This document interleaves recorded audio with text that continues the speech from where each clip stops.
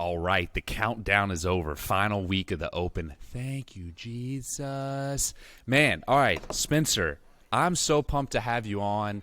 Man, for a lot of reasons, it's awesome to meet you. I mean, the Panchik name has such a, man, it just brings such a huge kind of weight to it. It's really cool. It's OG to me, and seeing you guys, both you and your brother, kind of rise in the sport like you have. Obviously, the big announcement this week was that you joined the Brute team under Nick. Just curious, man, like what was that like? I mean, for those listening, we'll get to the Open in a second, but just like what was that like? Kind of coming from where you were over to Nick and the Brute team. Yeah, Nick's awesome, and Scott actually made the intro.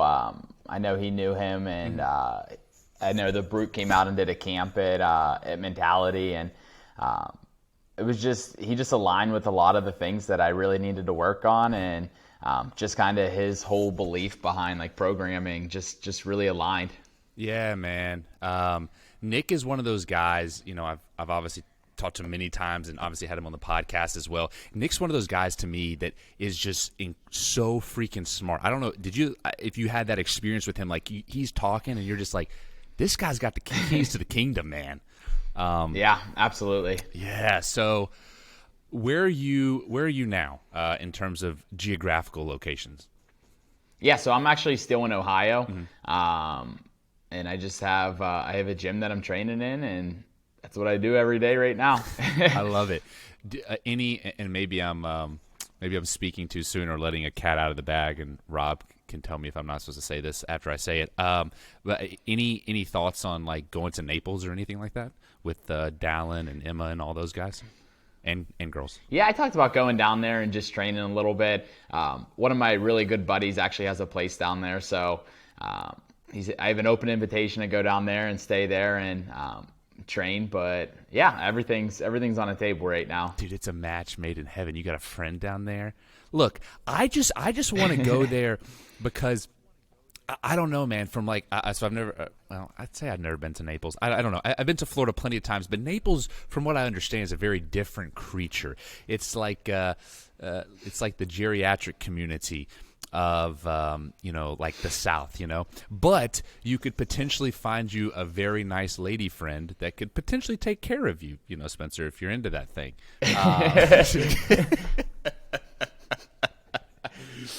Rob's like, you can't say that. Stop saying that. Anyways, all right. So look, back to CrossFit. We were texting earlier today, and you were like, man, I really think and I agreed with you. I think there's going to be a 22.3 and a 22.4. What part of you was disappointed after doing the Open announcement when that workout was announced was it last year, right? Yeah, it was last year. God, it feels like a millennia ago with, the C word that we won't say. But, man, was that disappointing to you that there was no, like, lift event? I wouldn't say I'm disappointed. I mean, really the Open, it's not as stressful as it used to be, where that was kind of one of the pathways to qualify for the games. Right now it's just a community event and allowing as many people as possible to participate in. Obviously each week it got a little bit more challenging with like weights got a little bit heavier, and then this week we threw in like some more high skill gymnastics, but like it was kind of cool to be able to see like a building stage up to the final week. Yeah, I can see both ends of it, right? I can see the inclusive end of what they're trying to do, and I give them credit. I think they did a good job with that. And then I can see the other end of people who are like, hey, I kind of want something a little heavy. I don't know. Maybe that means quarterfinals is going to be really heavy. I don't know. Yeah. Yeah. No, I totally agree. I mean, I definitely think there's going to be a few people that get through that maybe don't have the strength to be able to do it, or some of those guys may be close to the top of the leaderboard right now. And again, like, I know a lot of athletes are just kind of one and done in the Open and just really focusing on training still. So I think the leaderboard may look a little bit different after quarterfinals. But I mean, you still have those like household names of people that are up at the top and have proven themselves at multiple competitions. But I definitely think a few people kind of get through the cracks. But again, that's why there's two really two kind of separate competitions before semifinals. So I think everything will iron out. Yeah, I agree, and I certainly agree with your first statement, which was like there may be some people that slip through the cracks. It's like, yeah, it's also interesting to see the vast difference. Brian Friend, I don't know if you follow him. He's got some great stuff. He put out. I don't know if he put it out or if it was a repost, but that's where I saw it from, so that's where I'll give credit. But he basically put out this this chart that showed like the average scores between, say, someone that was like first and then 100th and then 100th and then 200th, and they looked at that over not just interdivision, so between the men and then between the female respectively, but then the both of them. And it's so interesting to see how competitive the men are, like to be at the tippity top, just how much more competitive. And this is not taking away anything from the females. Like all the females would beat me by double digits. I want to be very clear. Like they're very impressive. However, to your point about being strong enough, it was crazy to see that it was quite vast, I guess is what I'm trying to say in terms of their separation. So just something to think about. Yeah, no, I mean, I totally agree with that. And I just think, I think there's more participation with the guys too, but a lot of these workouts, I mean, anybody can just show up and absolutely destroy them, especially week one. It's like a dumbbell. That's it. A dumbbell in a box.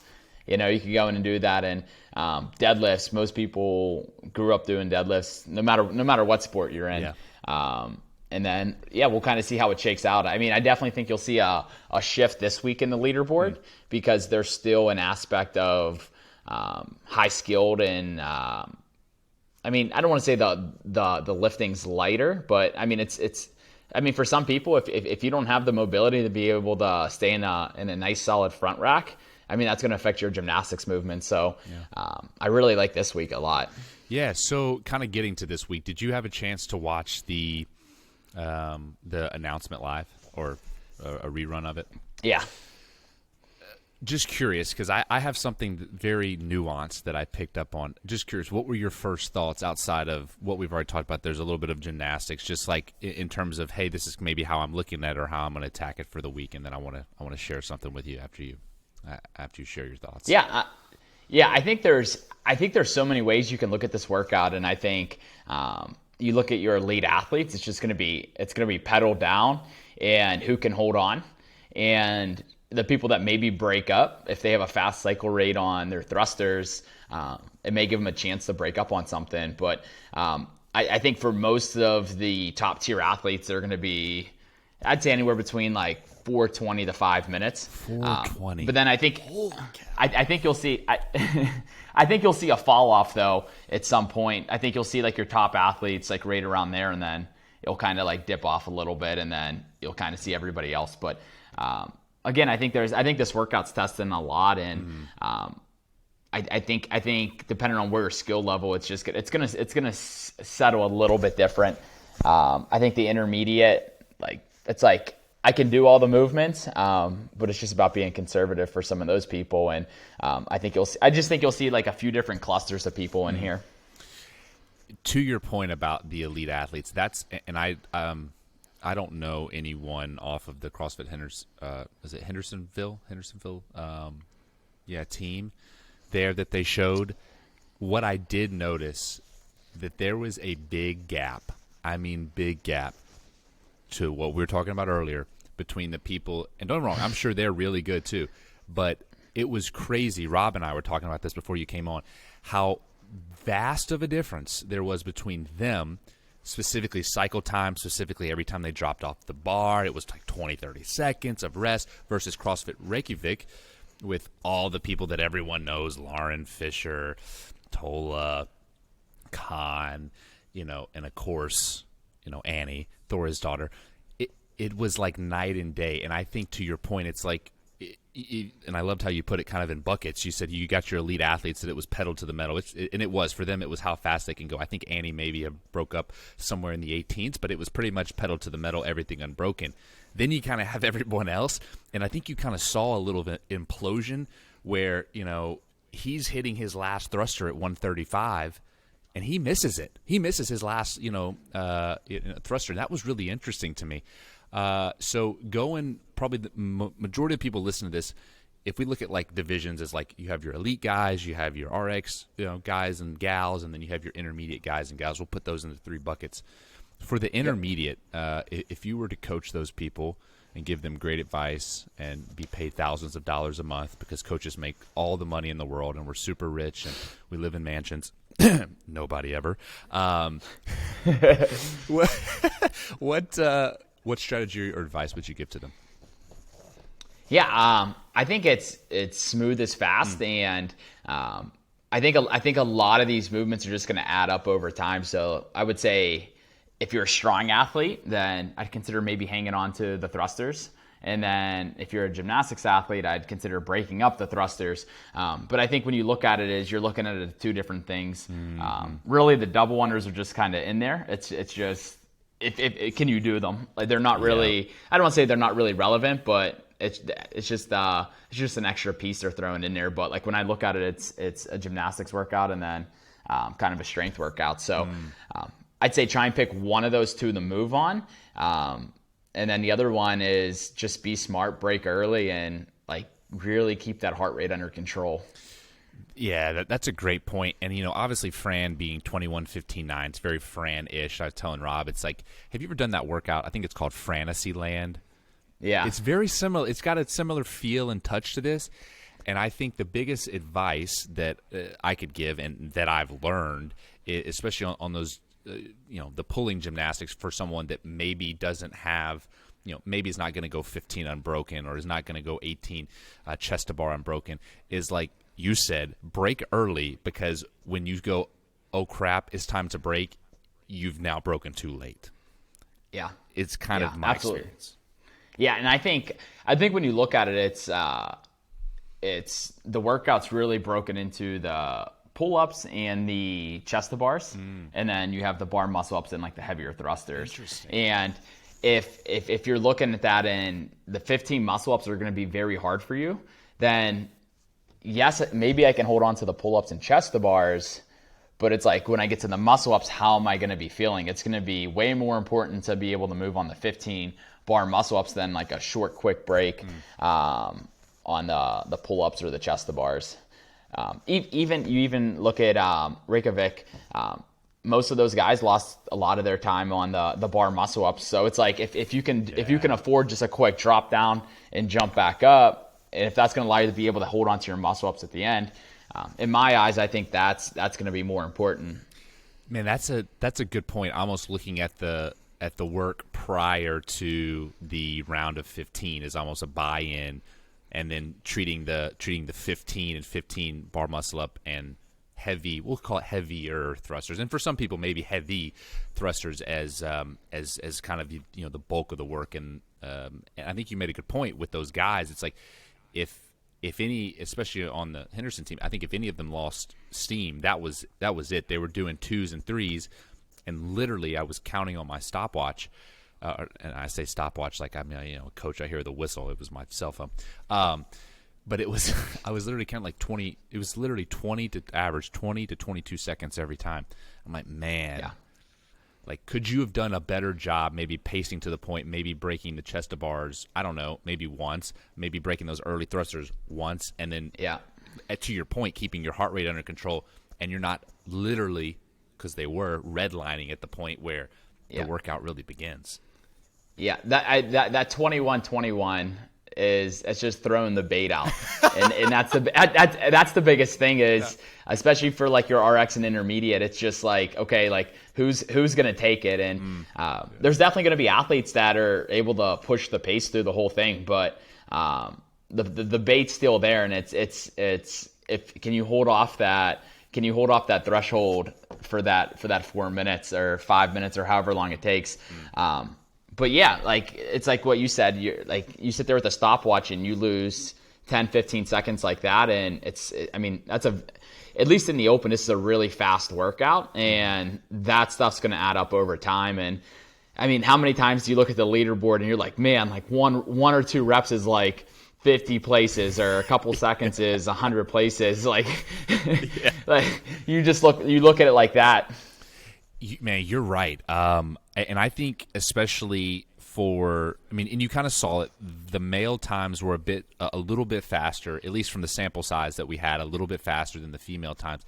And I think as it always, or normally I should say, comes down to with muscle ups and with the females, it's like, to your point, that extra 1 rep on a muscle up as a female, like you have to know, all my ladies listening, that muscle up is like vital.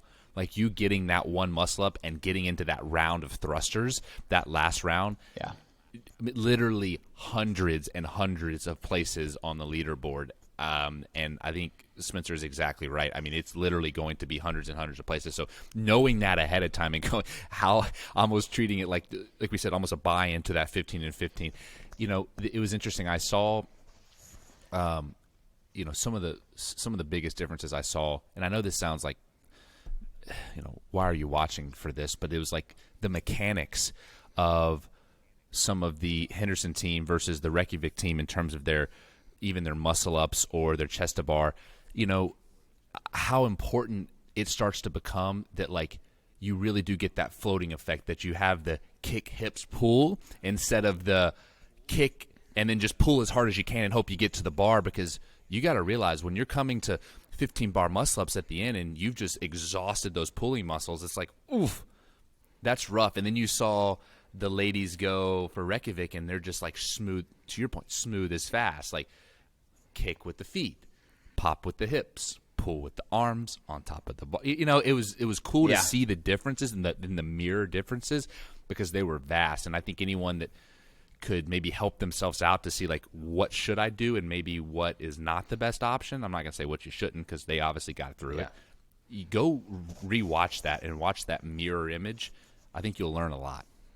Yeah, even Tola at the end, it was really cool, like how he was doing his muscle ups. If the thrusters are going to be heavy, by being able to pull and catch higher to save those triceps, because when you get to that last thruster, like that last lockout like you saw it even with the guys in Tennessee, like they were struggling with like that last lockout, but again, breaking up those muscle ups and to allow you to be able to catch higher, because if you're catching that bar super low on your muscle ups, that's going to add up when you get to that final bar. Yeah, I agree. You don't realize how much those muscle ups, to your point, catching low, can start affecting that lockout. You really saw it with Lauren Fisher, who was at the end catching that bar muscle up lower and lower, and she was even resting, which I understood why, like, 'cause she's right in resting in this position, but just smoking that, and I've never understood this, but maybe I'm just in the minority here. Watching, and maybe you can explain, watching people hold that thruster for 3-4 seconds over their head, I'm like, holy cow. It's like the famous Rich, I call it the Rich Froning, man. When he first did it, everyone's like, what is he doing? And then he beats her by his butt. But Lauren Fisher isn't Rich Froning. So curious, do you do that? Do you recommend people do that? Like, who is that for? People that hold it up here, like, seemingly for an eternity. Yeah, I think there's a time and place for that. I think it's easy to breathe in that position if it's a lighter thruster, especially. Like, let's just say I'm doing 21 thrusters and I hit 7 fast, and then I take an extra breath at 8, and then I get to 14 and take an extra breath, and that allows you to be able to control that heart rate. But again, I think there's a time and place for it. I think, again, it's just like anything. The more time under tension, it's gonna get more challenging. Which, I mean, for her, she was able to finish it, but I mean, that can easily blow up in your face, or if you're holding it there and you're trying to hold it up and you fail a rep, so it's like, I don't know, you're riding that line. Yeah, or there's a secret set of 9 at the very end after that 15. I'm just kidding. That would change the game a little bit. So kind of pivoting towards, and this is where I'd like to kind of wrap up our conversation, pivoting towards this year. I mean, and maybe I'm putting words in your mouth, I'm assuming every year is to make it to the CrossFit Games as someone at your level, and not just your level, but your commitment level. I mean, it's very clear that this is something that you want to do. I mean, what are you guys looking forward to and kind of hoping for this season? Yeah, it's for me, it's just taking each stage kind of one step at a time and putting that focus there. And it's easy to lose sight and focus on the end picture and really forget about all the building blocks in the middle. So it's taking it slowly and evaluating as often as we can. Yeah. I mean, after last year and the experience you had with that semifinal, obviously as you kind of came away and got to reflect, and you talked about that already, just kind of evaluation being important to you. What stood out to you? I mean, after the dust settled and the emotions went away, and you were like, "All right, this is what I feel, or this is what I think." I mean, what were some of those thoughts that came to your head? Yeah. So last year, I mean, my fitness was there to punch my ticket to the games, and really what kept me from doing that is execution on game day. And I think that's the biggest thing is practicing the way that you're gonna perform in a competition. And if you can simulate that as much as you can, it's gonna make game day a lot easier.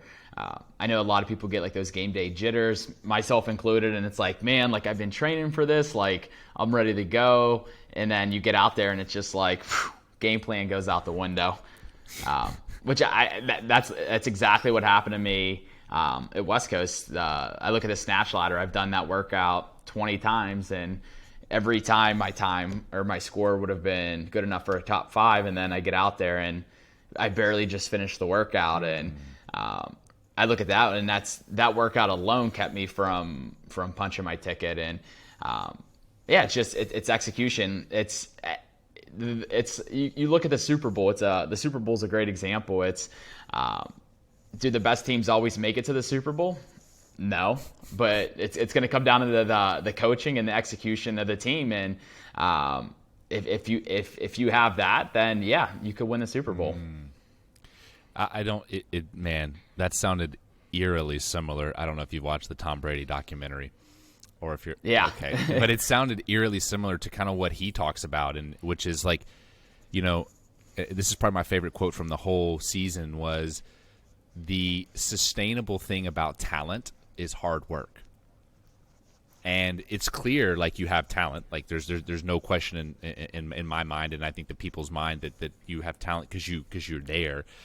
But to me, it seems like execution on game day, and maybe I'm wrong, it seems like a very like ethereal, and what I mean by that is like pie in the sky. Like it's easy and tactile to say, okay, you need to keep the bar close on your snatch, or we need to improve your whatever VO2 max. Like those are tangible things. What you're talking about is not tangible at all. Like it's just, you'll know when you did it, but there's no marker. What are you using to know that, hey, I feel like I'm getting better at this, and I feel like I'm actually improving? Like, is it a state of mind? Is it a metric? What do you feel it is? For me, it's just visualization, and it's just walking yourself through it. And if you can walk yourself through it 100 times before you do it, it's just going through the motions. As soon as you get to a competition, the work's done, and it's just going out there and performing. And that's it. Yeah. Like that's like the fitness is there, and you see it so many times with athletes. And obviously, yeah, you may get a bad judge or a bad call, and but it's limited in the times that happens. Typically, when something like that happens, it's not gonna cost the whole event for you. Maybe 1 or 2 places, but like it's not gonna separate you from a second place to a 30th place. That's a good point. So again, it's still execution.